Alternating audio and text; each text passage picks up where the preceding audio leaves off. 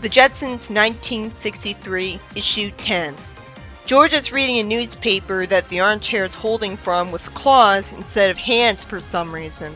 And Elroy is flying a kite out the window.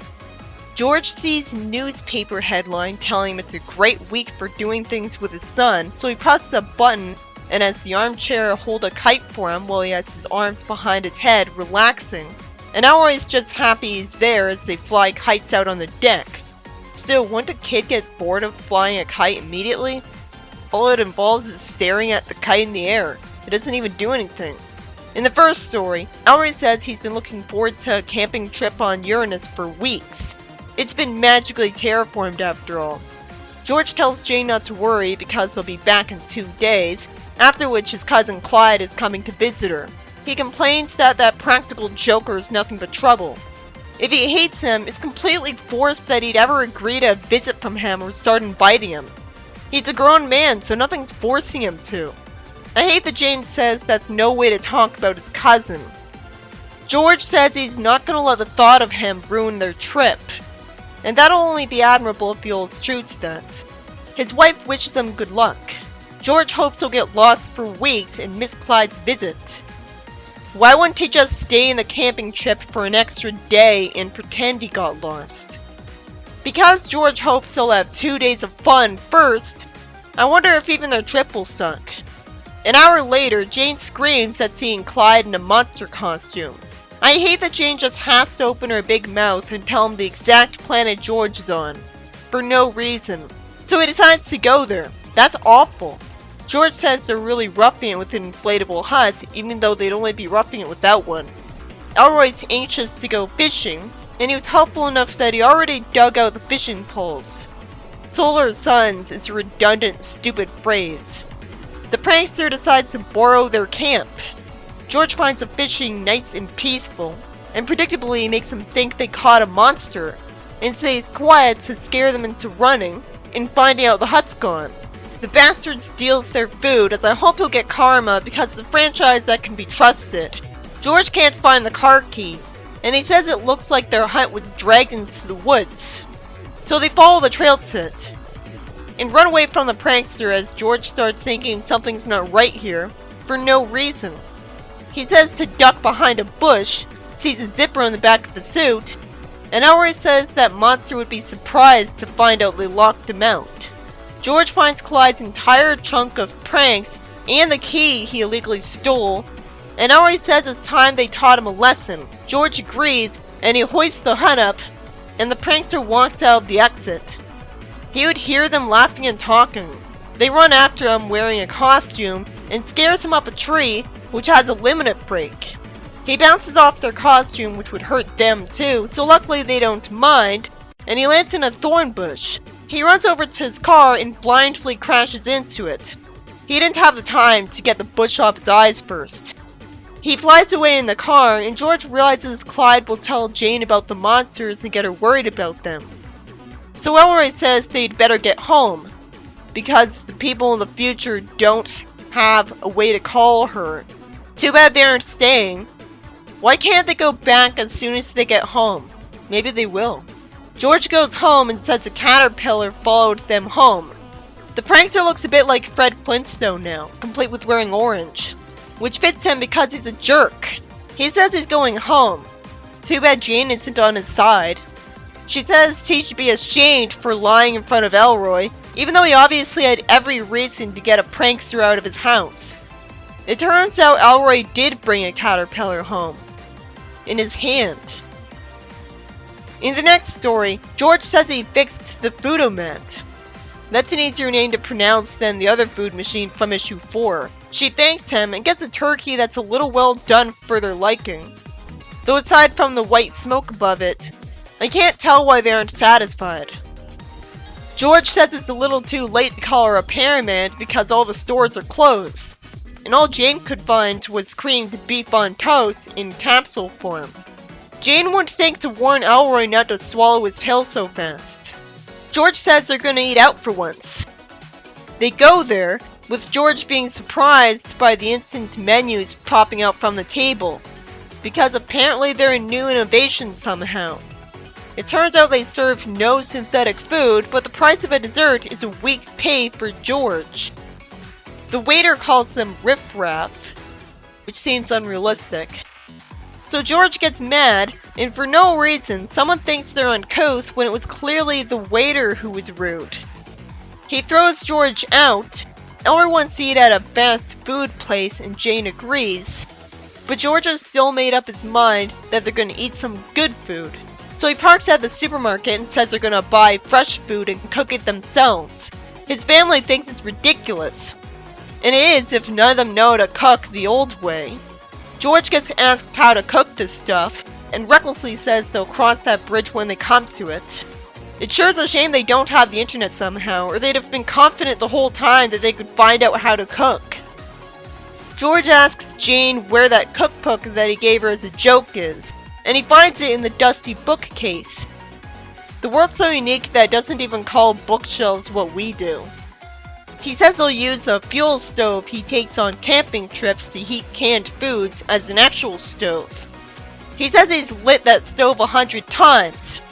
An explosion sends them flying with some soot on them and ruins the food they bought.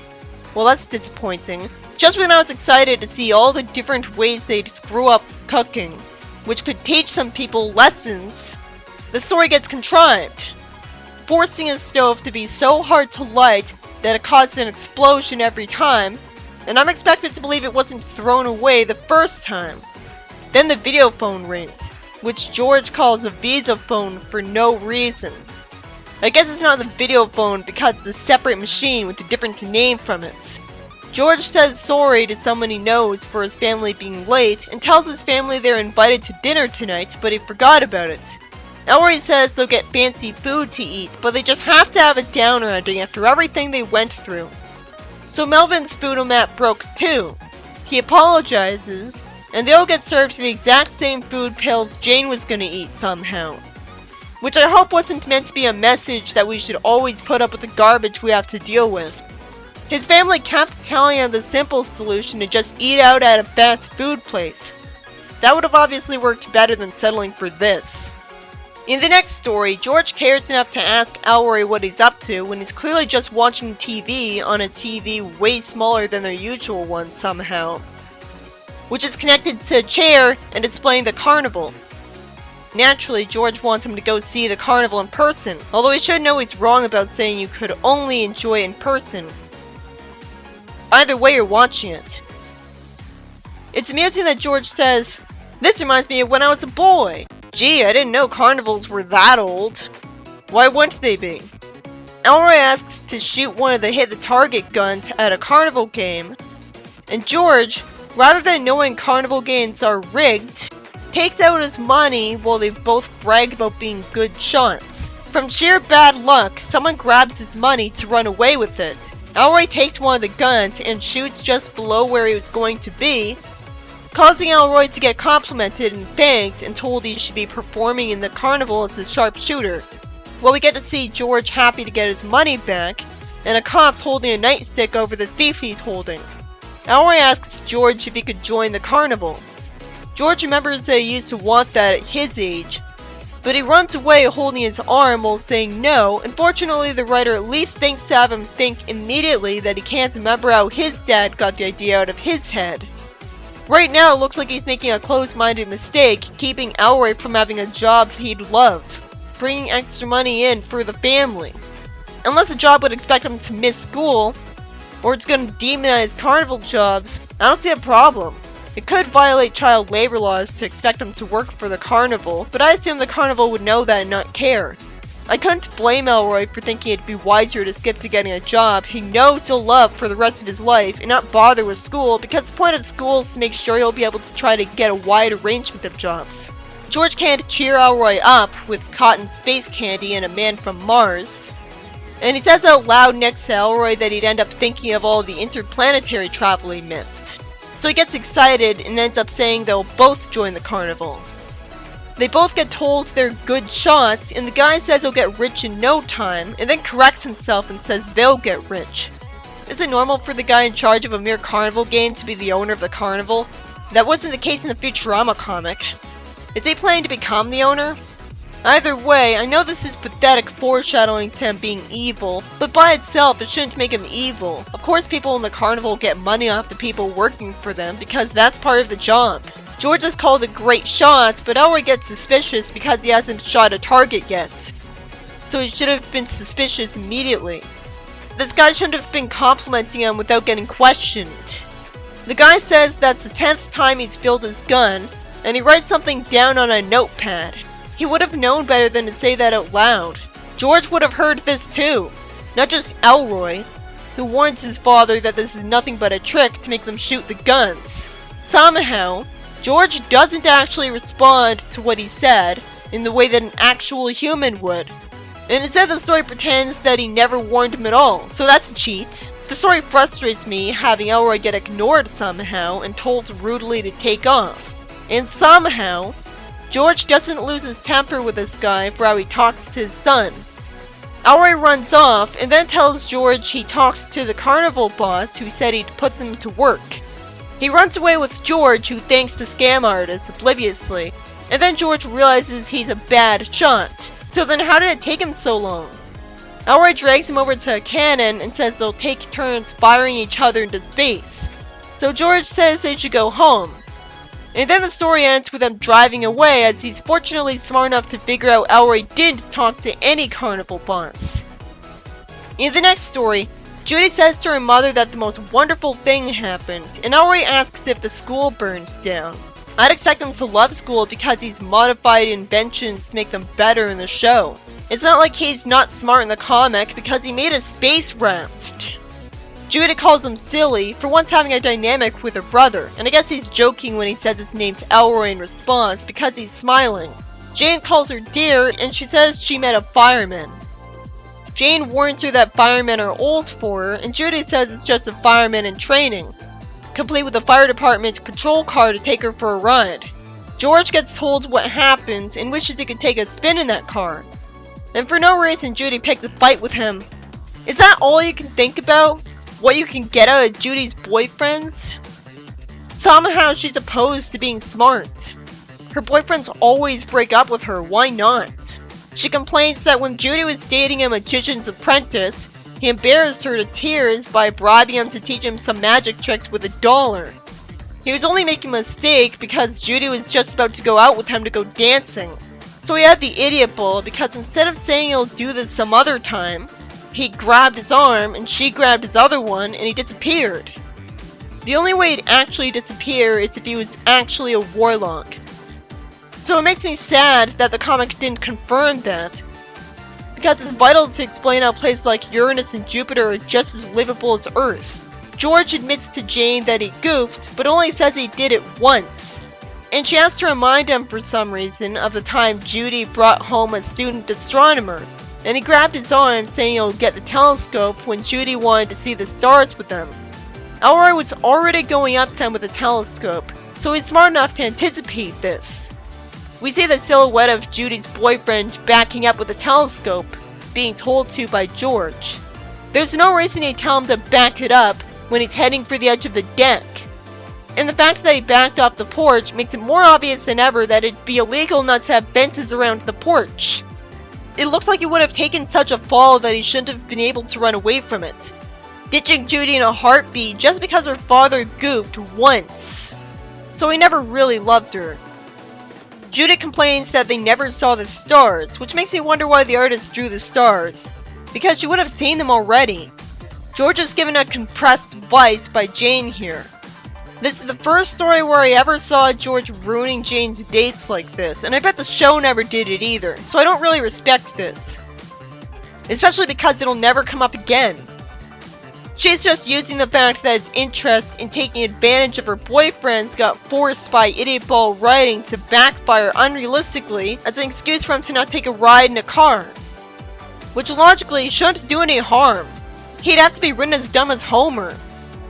Oh god damn it! Ralph brags that all a fireman has to do is sit in the new cars and they do the rest. And can even smell smoke a mile away. George thinks that just sitting in the car won't hurt anything, and then notices that its pipe went out, as he was smoking outside earlier. But he never smoked until now. So this purely happened as a way to force him to light a smoke inside the car and lift up the air dome because go figure it's airtight in here. He would know that because of a lifetime of using spacemobiles.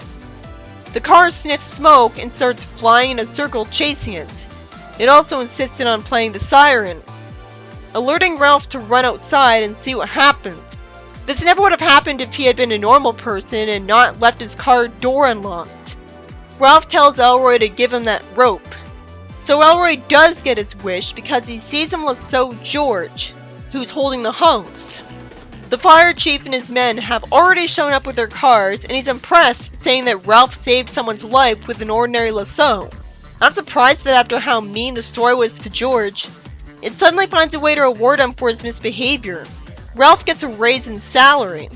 But then the story thinks of a way for it to not be that great. So it's not really rewarding George because Ralph has to leave town and move up north because of a promotion.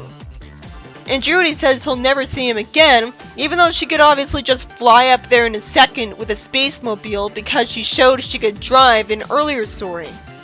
She could borrow George's car to visit him. Because she went to the moon for a date earlier, surely the North Pole wouldn't be too far. She'd only say she'll never see him again if it's because she knows George won't let him visit him with his car every evening.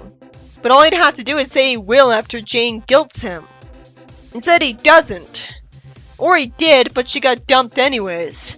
Because the story ends with George running away from her new boyfriend, a student wrestler. Then there's a comedy page where Robot Hand holds a book for George from the ceiling when Rosie tells him to get off the chair so she could vacuum it. She tells him to stay off the newly waxed floor and get out of the kitchen because she's cleaning it next. He throws a tantrum being told some very reasonable orders from someone just trying to do her job, even if she was testing the waters thinking she could order around her boss. He presses a button called Maid's Night Out and ejects her out of the house. I wish he meant literally when it had that name, which it usually does. But when he said, see you in 10 or 12 orbits, he meant orbit as in a measure of time. And it'd sure be dark if you were really allowed to make your maid orbit the Earth 10 times, and she couldn't sue for it. But she is a robot, she can be made to forget this. George would be boring if he was nothing but nice without any shocking moments where he loses his temper, to try to be more relatable. I know that from certain bland, nice girl characters in Archie Sonic, like Nicole, Fiona, and Bunny. They didn't seem interesting until they made mistakes. The first story is about Elroy and George going on a camping trip, and because George's prankster cousin arrives at Jane's house early after it was established that he regularly visits him when he'd never be allowed to, Jane tells him where George is for no reason. I guess he'd worm it out of her anyways. So he scares them, ruining their camping trip, until George gets suspicious for no reason and ducks behind a bush to see the zipper on the back of his costume, and uses prank tools in a costume to scare him into going to Jane's house. This plot didn't take advantage of it being sci-fi at all. It might as well have been on Earth the whole time. I don't feel like him being scared was enough karma to make up for how 100% evil he is. The second story was about George's photo map being impossible for him to repair because of specifically how it was bad, and restaurants being too expensive. He gets a harebrained idea to try to get fresh food cooked the old way with a family that's clueless about it. He ignores his family, telling him to just eat out at a fast food place. And sadly, while I looked forward to seeing how the family would make newbie mistakes trying to cook, it contrived to wait for the mere lighting of a match to cause an explosion that ruins all of their food. Doesn't even try to explain the science behind it.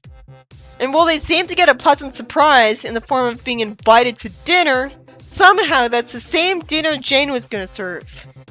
I didn't like this story. Like, you could have had the exact same plot in the normal world if you just had all these characters not know how to cook, because they usually have a chef. Then there's a story about George taking Elroy to the carnival. Elroy impresses me being a good enough shot at the target guns to foil someone who stole George's money right away, and the guy at the carnival game lies that if they keep shooting, they can work at the carnival because they're such good shots. Sadly, the story becomes enraging when Elroy figures out it's a trick, but George somehow doesn't hear him say that, and somehow doesn't hear the bad guy tell Elroy's bothering him and get mad. So the story cheats to force it to last longer. It reminds me of when in Sad AM, Sonic brushed off Tails when he said he saw Sally doing stuff a robot would do, making it pointless that he saw her. But at least here it's not pointless because Elroy getting suspicious was necessary to resolve the plot. It was impressive of Elroy to run off and tell George a lie that the carnival boss would put them to work so he could get him to leave with him. But it didn't make that enraging out of character moments worth it. George would have questioned that guy calling him a good shot right away. The story just cheated to last so long, wasting all of its time on one carnival game. Nothing in the plot actually required sci-fi technology. The final story was exhausting, giving George a bunch of idiot balls to force the concept of his taking advantage of Judy's apprentice boyfriends backfiring for her, when it's obvious that on its own, normally him doing that shouldn't be a problem. All of them only last a day, so why shouldn't he enjoy it while it lasts when he'll only have a day to jump at the chance? Because Jane nags him to leave the fireman apprentice alone, he ignores him and smokes out back, even though he never smoked before. So either it was all off screen or this is another universe just to force him to somehow think smoking in a closed car is a good idea. Open the air dome and get the fire car to chase itself. Luckily, Ralph saving him with the lasso gets him a raise in promotion. And he still got karma in the form of his family being mad at him for his inexcusable behavior. But still, Ralph had a happy ending, so it's still a good thing he did this. Which sort of messed up the moral of the story of stay away from your daughter's boyfriends. And to think, Judy would have been happier if Jane kept her big mouth shut, or at least told him to ask Ralph for a ride in the car with him, which is what I'm sure he was planning to do. Then Ralph wouldn't have let things get to this point because he'd warned him not to light a cigar. Jane only gave him this lecture because the comic makes up the idea that he's caused trouble in the past, but it feels like cheating because it's just a compressed vice, referencing stuff that never happened. Well, the real George wouldn't have had that scolding. This is a guy who can fix cards in a food machine, invent a robot. It's not believable to give him as little common sense as Homer,